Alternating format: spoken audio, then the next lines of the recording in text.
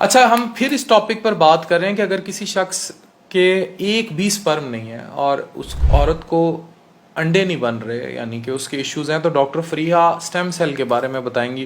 Doctor Fariha ये बताएं, ये क्या एडवांसमेंट है? मुझे लोग, अब मैं उम्मीद है जिगर का specialist, it's not my speciality, लेकिन मैंने डॉक्टर साजिदा शाहनवाज का इंटरव्यू कर लिया, आपका कर लिया, फिर लोग मुझे जगह जगह पकड़ते हैं, वो कहते हैं भाई आप बताएं कैसे। मुझे क्या पता भाई जी, ठीक है, आप बताएंगे, इट्स योर फील्ड, मुझे पता है, पर ये बताएंगे बगैर एक भी अंडा हुए बगैर और एक भी स्पर्म हुए बगैर मियाँ बीवी जिनको ये मसला आ रहा है वो बच्चा कैसे पैदा करें? बेसिकली ना इसमें जो ये सारे स्टेम सेल भी है, ये सारा एक ट्रायल प्रोसीजर है, ठीक है। स्टेम सेल एक ऐसी मतलब सिर्फ पर्टिकुलरली बांझपन के लिए नहीं है। स्टेम सेल वो सेल्स हैं जो बॉडी के सेल बनने में हेल्प करते हैं, बॉडी के सारे बॉडी के सेल बनने में हेल्प करते हैं, उनको स्टेम सेल का वर्ड यूज़ होता है। तो अगर किसी के स्पर्म नहीं है या ओवरी फेलियर की तरफ चली गई हैं, एग नहीं बन रहे हैं, तो स्टेम सेल टेक्निकली उन सेल को मल्टीप्लाई करेगा जो बिल्कुल डेड थे उनको, यानी कि जेनेटिक लेवल पे जाके उसको ना वो नरिश करेगा या बूस्ट करेगा।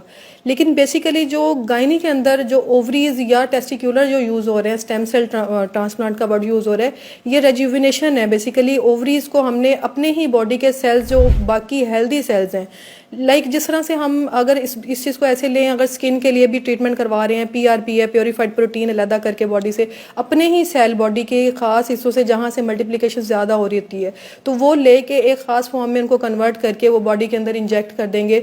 तो जो डेड सेल थे, ये एक इस तरह से मिसाल है कि एक बच्चा सुस्त है बैठा हुआ, उसके साथ एक दौड़ने वाले बच्चे को बिठा दें तो वो सुस्त भी उठ के साथ दौड़ना शुरू कर देगा। टेक्निकली ये जिस तरह से गाइड किया जाता है कि एक बच्चे के साथ चलने वाले बच्चे को लगा दे तो उसकी भी वो भी चलना शुरू हो जाएगा।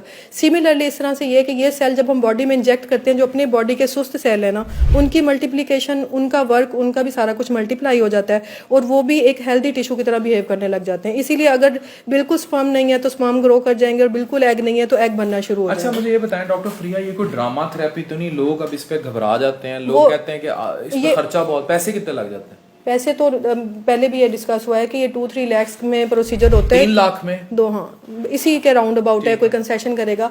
ये स्टेम सेल फिलहाल ये ना एफडीए अप्रूव ट्रीटमेंट नहीं है, ये ट्रायल चल रहा है। कोई भी ट्रीटमेंट जब एफडीए अप्रूव होती है ना, उसमें रिट्रोग्रेड स्टडी होती है कि पहले 10 साल पूरी जनरेशन पे वो चलते हैं ट्रायल, फिर उनके इफेक्ट देखे जाते हैं कि अच्छा इनको ये चीज़ दी गई थी, और उसकी स्टडी बैक स्टडी होती है पिछले 10 सालों में।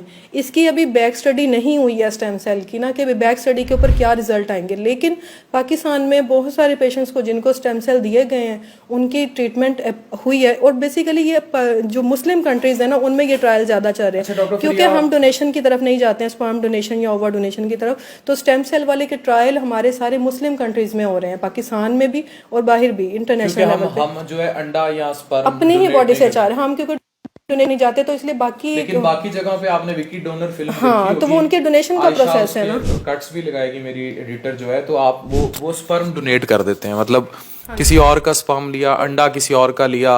अच्छा, मुझे ये बताएं, अब ये जो 5 कपल हैं, ये आईवीएफ क्या है, इनके बारे में लोगों को पता ही नहीं है, जीरो नॉलेज है। अब बांझ बैठा है, 8 साल से बच्चा नहीं हुआ, अब आईवीएफ क्या है? आईवीएफ भी इन विट्रो वर्ड है ना, कि इन विट्रो फर्टिलाइजेशन, उसका मुखफ़फ़ है।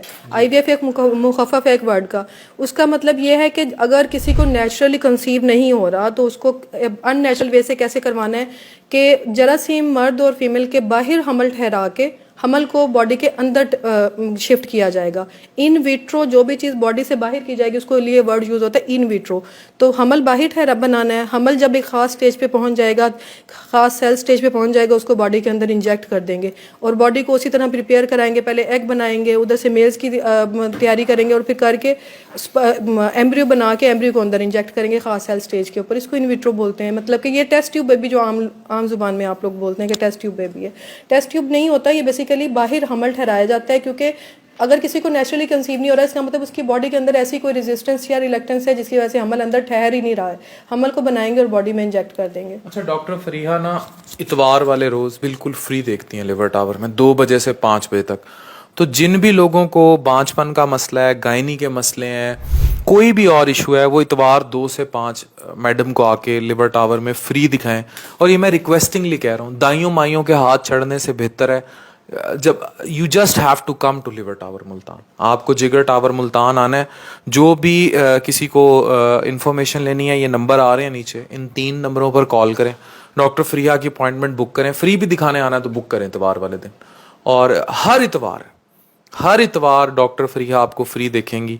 और आप काइंडली, और अगर डेली आपने दिखाना है तो 4 से 7 PM ये लिवर टावर में ही होती हैं, लेकिन इतवार वाला रोज़ एक्सक्लूसिवली इन्होंने डोनेट किया हुआ है कि मैं वो जो है फ्री करूंगी नॉन अफोर्डिंग पेशेंट्स के नॉन अफोर्डिंग। और बाकी दिनों में भी जो नॉन अफोर्डिंग है उससे चार्जेस नहीं है, लेकिन ये इतवार वाला दिन एक्सक्लूसिवली फ्री है। तो काइंडली इस चीज़ को देखें और अपनी ख़वातीन का भी ख्याल रखें। This is very important. Thank you very much.